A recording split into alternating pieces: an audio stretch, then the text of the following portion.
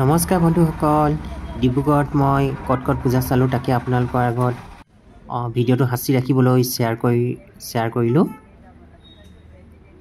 এয়া হৈছে ডিব্ৰুগড় চিৰিং চাপৰি গৌচালা দুৰ্গা পূজা। আহকচোন ভিতৰলৈ সোমাই যাওঁ।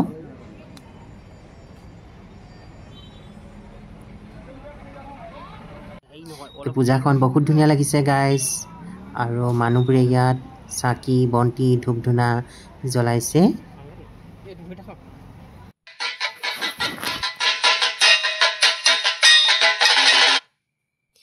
এয়া ভগৱান শ্ৰীকৃষ্ণক বাঁহী বজাই থকা অৱস্থাত বনোৱা হৈছে। মূৰ্তিবোৰো বহুত ধুনীয়া লাগিছে, চালে চাই থাকিব মন যায়।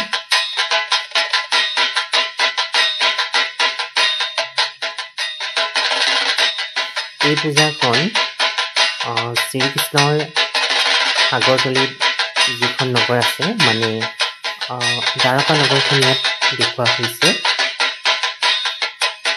বহুত ধুনীয়া লাগিছে, আৰু সাগৰতলী প্ৰাণীবোৰ ইয়াত দেখুওৱা হৈছে।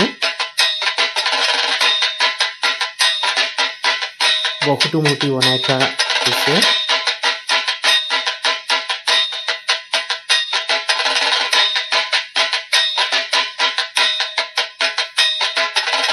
এয়া শিৱ বাবা হয়, লগতে গণেশক বনাই থোৱা হৈছে।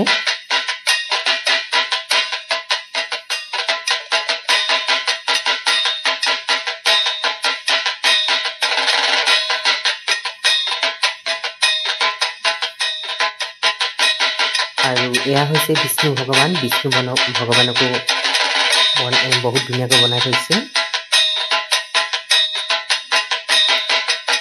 পূজাখনৰ মূৰ্তিবোৰ বহুত ধুনীয়া লাগিছে।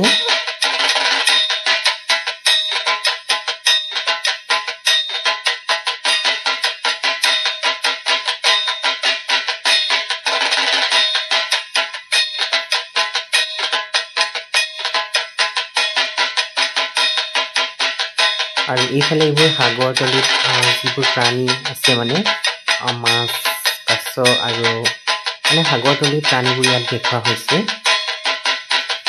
বহুতেই ধুনীয়া লাগিছে গাইজ, বহুত ধুনীয়া লাগিছে, আৰু ইয়াৰ লাইটবোৰো ধুনীয়া লাগিছে।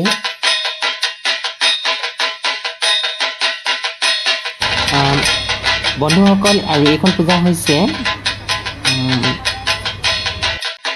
পূব উদয়পুৰ চকলিঙৰ পূজা হয়, আৰু ইয়াৰ থিমটো হৈছে এলিচ ইন ৱণ্ডাৰলেণ্ড। এলিচ নামৰ এজনী সৰু ছোৱালীৰ কাহিনীক লৈ ইয়াৰ থিমটো বনোৱা হৈছে। এই পূজাখনো বহুত ধুনীয়া হৈছে। এলিচ প্ৰকৃতিৰ লগত জড়িত আছিল, মানে পশু পক্ষী চৰাই চিৰিকটি খুব এটা নেচাৰ পৰিৱেশৰ মাজত এলিচে ভাল পাইছিল, আৰু সেই কাহিনীটোকে এই পূজাখনত দেখুওৱা হৈছে। বহুত ধুনীয়া লাগিছে, আৰু এই পূজাখনলৈ আহি এনেকুৱা লাগিছে যে একেবাৰে নেচাৰৰ মাজত সোমাই পৰিছোঁ। বহুত ভাল লাগিছে। ইয়াৰ ফুল, তাৰপিছত এইবোৰ গছ গছনি, আৰু বহুত ধুনীয়াকৈ সজাই তোলা হৈছে, আৰু লাইটবোৰো বহুত ধুনীয়া হৈছে। এই পূজাখনো চাই বহুত ভাল লাগিল।